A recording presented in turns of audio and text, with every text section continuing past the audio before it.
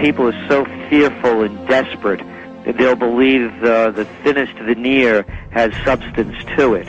And so they have this hope. And hope, by the way, is the most negative word in the metaphysical dictionary. It means nothing. You know, it means wishing that you scratch off that lotto number and win without doing anything. As president, I will end misguided defense policies and stand with caucus priorities in fighting special interests in Washington.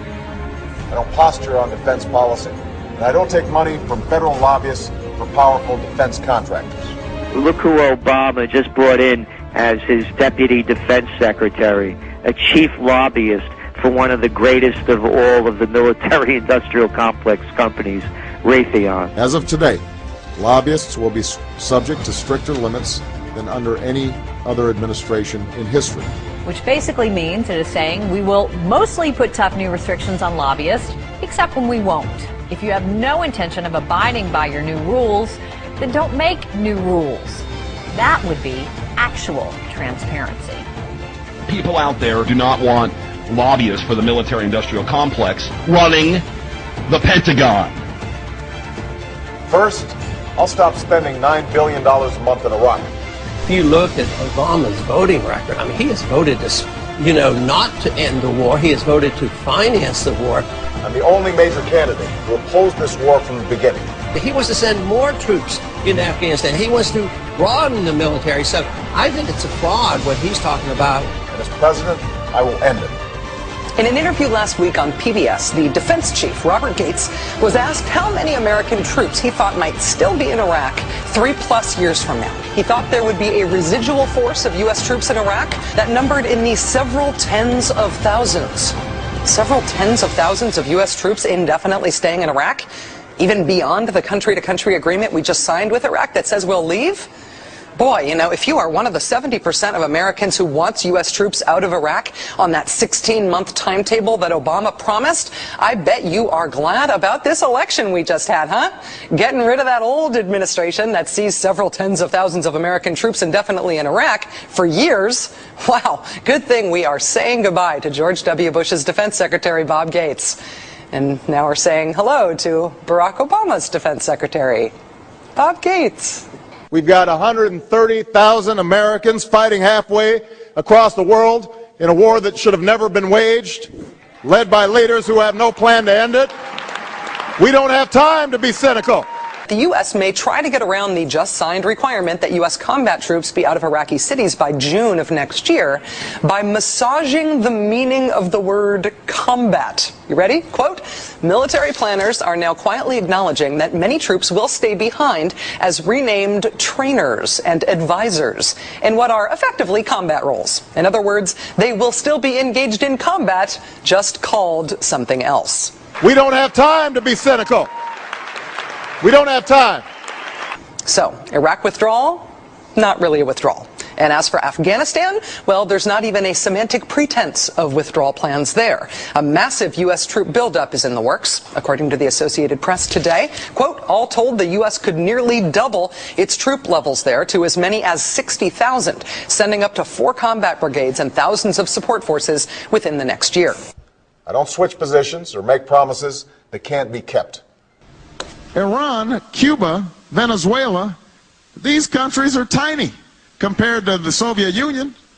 They don't pose a serious threat to us. Iran, they spend 1/100th of what we spend on the military.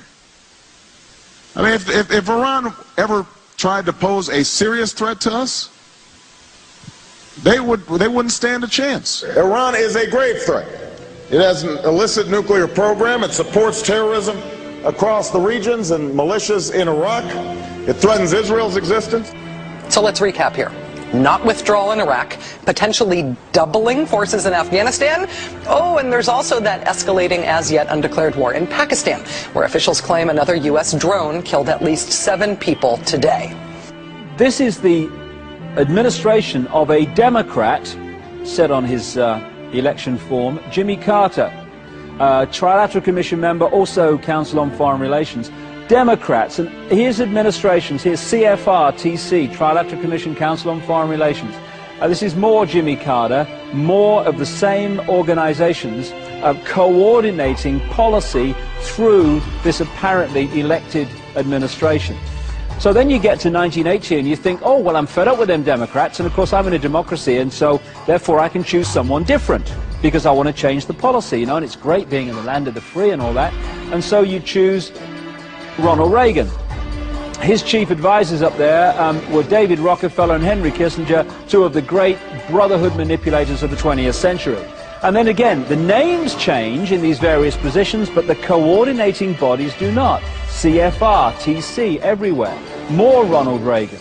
Ronald Reagan was a non-member, but he didn't have to be, did he, Ron? He read the autocue, did as he was told, like they all do. But he was a member of other secret groups and, of course, Bohemian Grove, as we saw earlier.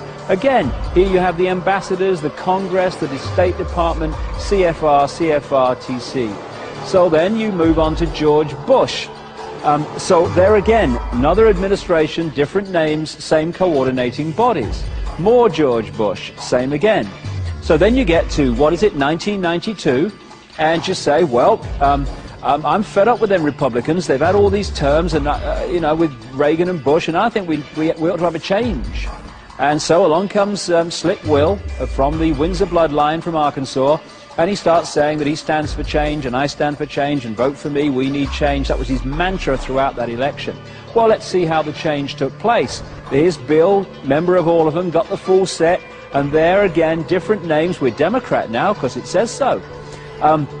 Same coordinating body, Bill Clinton administration again, same coordinating bodies. Secretary of the Treasury, Timothy Geithner, Bilderberg Group, and Trilateral Commission member. Secretary of State, Hillary Clinton, Bilderberg and CFR member. Ambassador to the United Nations, Susan Rice, Trilateral Commission. National Security Advisor, General James L. Jones, Bilderberg, Trilateral Commission, and CFR. Deputy National Security Advisor, Thomas Donilon, Trilateral Commission, CFR.